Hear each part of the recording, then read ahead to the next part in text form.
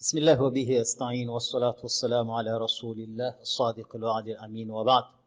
Amados irmãos, queridas irmãs, assalamu alaikum wa rahmatullahi wa barakatuh. Sejam bem-vindos à nossa segunda conversa, segundo encontro, inshallah, desta nossa nova série.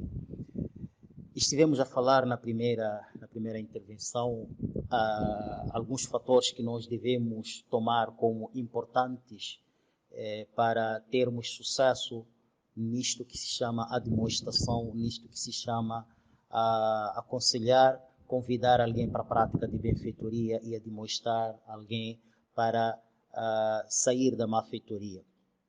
E nós falamos nesta primeira conversa, neste primeiro encontro, estivemos falando o quão é importante verificarmos que a guia depende de Allah e não depende apenas de nós. Aliás, não depende de nós, depende de Allah. E o fato de sermos depende de Allah não significa que nós podemos simplesmente sermos desleixados, que não é como alguns interpretam mal, وَمَا عَلَيْنَا إِلَّا الْبَلَاغُ الْمُبِينَ, este versículo. Não é isso.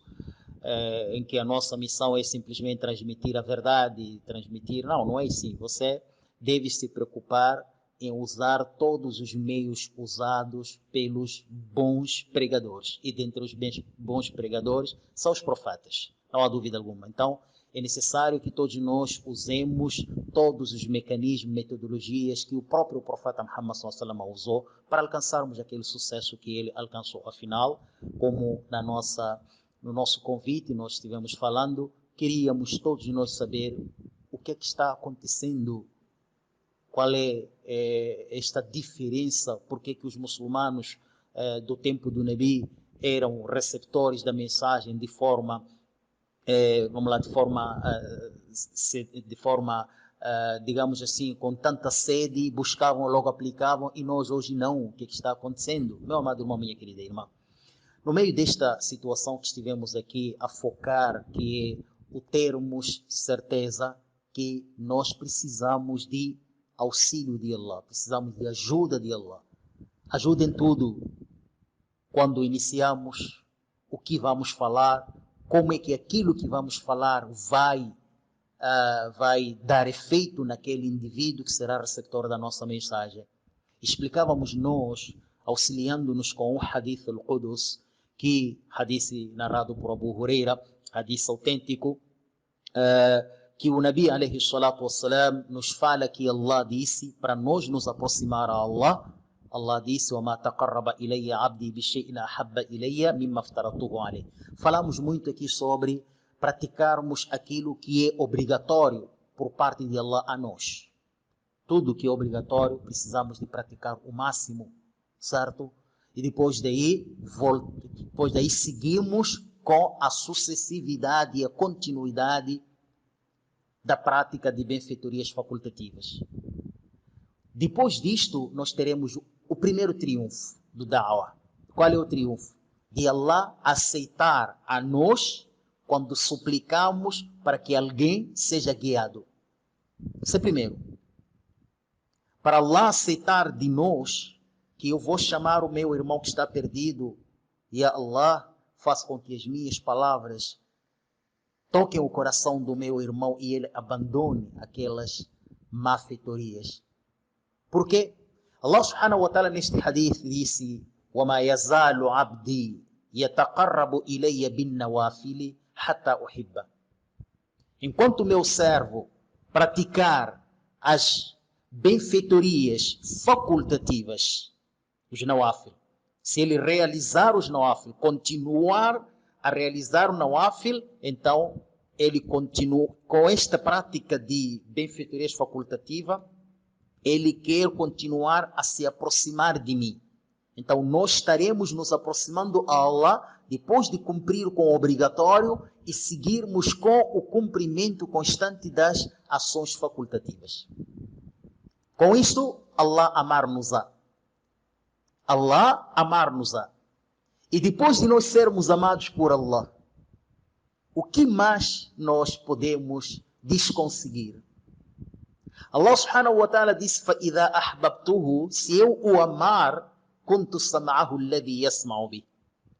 Se eu o amar, então aí eu estarei no sentido, eu torno-me o seu sentido de audição. Allah vai proteger a nossa audição. Só ouvirá a verdade. Só ouvirá as coisas benévolas. Disse, وَبَصَرَهُ الَّذِي يُبْصِرُ بِهِ. E serei o sentido da sua visão com o qual ele vê. Allah vai nos dar uma visão boa de apenas vermos as coisas que são lícitas e proteger-nos de vermos as coisas que são ilícitas. Enxergar aquilo que muitos não enxergam mesmo com, mesmo com auxílio de um oftalmologista, por exemplo. وَيَدَهُ الَّتِي يَبْتُشُ بِهَا وَرِجْلَهُ الَّتِي يَمْشِ بِهَا. Allah subhanahu wa ta'ala diz, também estará na nossa mão, isto é, estará nos protegendo da nossa mão com a qual nós agarramos, o nosso pé com o qual nós andamos. O mais importante, é aqui onde eu queria terminar este hadith, como ele termina. Allah disse, وَإِنْ سَأَلَنِي لَأُعْطِيَنَّهُ. E quando este servo praticar tudo isto e me pedir, já o amei, já lhe protegi, e se ele suplicar alguma coisa em mim, sem dúvida alguma dar-lhe-ei. Allah usou aqui uma enfática, la'u'tiyanna. Sem dúvida alguma eu dar-lhe-ei, responder-lhe-ei. Então, se você, se eu, se nós estivermos neste nível, o nosso dawa poderá ter sucesso. Sim, poderá ter sucesso, inshallah.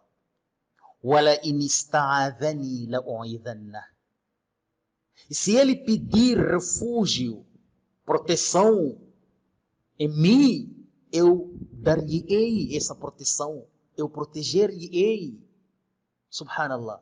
Meu amado irmão, minha querida irmã, este hadith vai até lá. O mais importante que nós queríamos tocar vai mais adiante, queríamos tocar essa parte. Portanto, primeiro assunto, resumindo a primeira parte que nós demos aqui, é estarmos cientes que tudo isto depende de Allah subhanahu wa ta'ala. O fato de depender de Allah não significa que nós podemos ficar relaxados. Precisamos sim de empreender esse esforço de nos comportar e de estarmos neste nível de crentes que Allah subhanahu wa ta'ala quer. Após isso, o outro aspecto, falamos aqui de termos um conhecimento da causa. O próprio Nabi alayhi salatu wassalam primeiro foi ensinado para demonstrar. Allah subhanahu wa ta'ala diz, قُلْ هَذِهِ سَبِيلِي أَدْعُو إِلَى اللَّهِ عَلَى بَصِيرَةٍ أَنَا وَمَنِ اتَّبَعَنِي. Diga ao Muhammad que este Islã é minha senda, isto é, senda reta. Esta é minha senda, onde eu ando, onde todos os crentes devem andar. Modo de vida. Eu chamo para ela com uma sabedoria da causa, com conhecimento. Então, um dai precisa de estudar, um dai precisa de se formar, digamos assim, se formar, isto é, ter metodologias deste processo. Para você não responder uma coisa que não sabe, que é um grave perigo, e para você não adoçar uma coisa que é amarga e não amargar uma coisa que é doce no Islã. Porque às vezes quando alguém confia em você, você como um administrador, ele vem perguntando coisas e aí você vai se envolvendo, vai se empolgando, vai respondendo coisas que você não tem conhecimento. Então, precisamos de conhecer. O próprio Nabi sallallahu alaihi wasallam disse, ele chamava com conhecimento, clara evidência. E o profeta disse, Ana wa man ittaba'ani. Ele invoca para Allah, ele com todos que seguiram. E nós seguimos o Nabi alayhi salatu wassalam. Então, esse é o segundo aspecto, termos conhecimento da situação. Muita coisa podíamos aqui falar sobre ter conhecimento, ok? Mas o mais importante é que faqidu shay'u la yu'ti. Quem não tem, não dá. Os árabes dizem, quem não tem, não dá. Quem não tem conhecimento de algo, então não vai dar. Nós não podemos falar aquilo que não temos sapiência nela. Às vezes alguns fanáticos, passo a expressão no sentido, mas alguns fanáticos de quererem falar muito sobre o Islã e não querem sentar na carteira, não querem se aproximar pelos sábios, simplesmente acham que a internet é a melhor escola deles infelizmente, usam muito este hadith, quando o Nabi alayhi salatu wassalam diz, "Balighu anni walau bi aya", transmitam de mim, por mais que seja uma parte, não é? Meu amado irmão, um versículo, quem pode transmitir é aquele que é conhecedor da causa. É por essa razão que o Nabi sallallahu alaihi wasallam estava a falar isso para os companheiros dele, que eram alunos dele. Agora, se eu não sou aluno desta matéria e mesmo assim quero, então esse hadith está mal emprego. Então é preciso que nós saibamos, porque quando você chama para algo que você conhece, você pratica, você sente a doçura e ela adoça tudo isto, a pessoa que está à sua frente verifica nisto também com respeito. Recebe isto com respeito. Também você está isento do pecado, que é a pior coisa. Bem, o outro aspecto importante daquilo que nós falamos que deve-se a diversos fatores, muitos de nós queremos que as coisas sejam automáticas. Amados irmãos, da'wa, convidar alguém, admoestar alguém, proibir o mal, aconselhar a prática do bem, necessita de paciência, necessita de saber esperar, necessita de termos esperança praticando este da'wa, necessita de não ficarmos desesperançados. O que isso quer dizer? Vocês lembram o Nuh alayhi salatu wassalam? Wahb ibn Munabbih narra assim, vamos lá, deixa o Wahb ibn Munabbih, o Coran al-Karim. Quanto tempo o Nuh alayhi salatu wassalam, profeta Noé, quanto tempo ele ficou chamando as pessoas para o caminho certo e demonstrando-os para o caminho errado, do caminho errado, queria dizer. 950 anos. Subhanallah. 950 anos. E mesmo assim, até no último momento que Allah decidiu trazer o seu decreto, a sua solução, quando lhe foi dito que ninguém mais vai crer fora desses que creram, mesmo assim o Nuh alayhi salatu wassalam queria continuar com seu da'wa.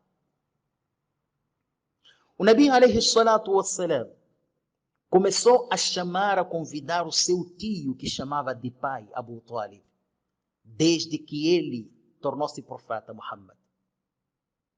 É dito, alguns historiadores dizem que Abu Talib morreu no ano 10, outros dizem que morreu no ano 11 da profecia. 10 ou 11 anos o profeta não se cansou e não perdeu esperança. Até quando Abu Talib estava nas agonias da morte, na doença em que lhe levou à morte, o profeta alayhi salatu wassalam foi até lá para tentar chamar ele de volta para o Islã. Então nós não podemos nos cansar por algo que quando estamos fazendo tenha sucesso como não estamos ganhando thawab. Tenha sucesso como não estamos sendo recompensados. Quando você chama alguém, meu amado irmão, Allah subhanahu wa ta'ala disse: "Kuntum khayra ummah ukhrijat lin-nas, ta'muruna bil ma'ruf wa tanhauna 'anil munkar." Sois o melhor povo eleito na face da terra, porque vocês ordenam a prática do bem e desencorajam a prática do mal. Então nós estamos ganhando com isto, meu amado irmão, minha querida irmã. Não se canse. O profeta alayhi salatu wassalam ficou esses 13 anos em Meca tentando esse trabalho. Mesmo assim, quando ele sai de Meca para Medina, não abandonou o pessoal de Meca. Continuou a mandar expedições para outros campos, continuou solicitando as pessoas. Se o profeta sallallahu alaihi wasallam dissesse: "Pronto, eu já estou em Medina, já tenho o meu reino aqui, alhamdulillah, já tenho muçulmanos, tudo", Abu Sufyan hoje tornar-se muçulmano? Abu Sufyan foi um indivíduo que até liderou guerra contra os próprios muçulmanos, contra o Nabi. Abu Sufyan hoje tornar-se muçulmano e mais outros. Portanto, meu amado irmão, minha querida irmã, dentre esses fatores, confiarmos a Allah, solicitarmos ajuda a Allah e não só sermos cumpridores das ordens de Allah para termos essa proximidade a Allah. Tentarmos fazer retiro para que este da'wa, para que este chamamento tenha sucesso. fazermos jejum dias, para nos aproximar perante Allah subhanahu wa ta'ala, suplicarmos a Allah antes de falarmos com a pessoa, confiarmos que Allah vai guiar, inshallah ta'ala, tarde ou cedo, termos o conhecimento da causa e não perdermos a esperança. Meu amado irmão, minha querida irmã, na próxima conversa, inshallah, daremos a continuidade desta série que poderá ter vários encontros, mas com o propósito e o objetivo de fazer entender a mim e a si, meu amado irmão, que este nosso fracasso deve-se a vários fatores. Fracasso este de tentarmos a demonstrar a alguém e ele não ouvir, não meter em prática, nem sequer mexer com seu coração. Dentre os fatores, são esses que estamos aqui abordando. Não perca a nossa próxima conversa. Barakallahu fikum. Assalamu alaikum wa rahmatullahi wa barakatuh.